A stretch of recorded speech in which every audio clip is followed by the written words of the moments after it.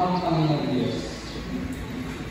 Ito po ang alam ko na unang napakahalagang pagdating sa iyo po sa inyo. Sa ating panahon ang tagal, bilang Rebecca, ating education program supervisor, Ma'am Michelle Muleni. Sa ating pulong guro, Maria Cecilia P. Apon. Sa ating assistant school principal, Sir Moses Cadasulmo. Sa lahat po mga head teachers at teachers sa paaralan nito ng Nagpagal para mahubog kami sa tamang direksyon ng buwan.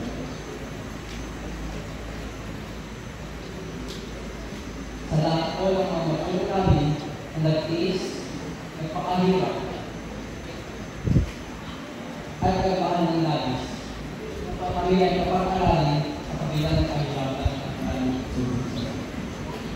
At sa lahat ng kapwa-computers sa paaralan ito ng Tuwelpa National High School, magandang umaga. Bago po sa buhay ng isang estudyante ang makalagpas ng isang kaitan ay ito na kanyang pagkatao upang masabing kapag-kumpare niya ang pagsusot ng kanyang pagkatao upang makamit ang binigit ng pangarap para sa kanyang buhay.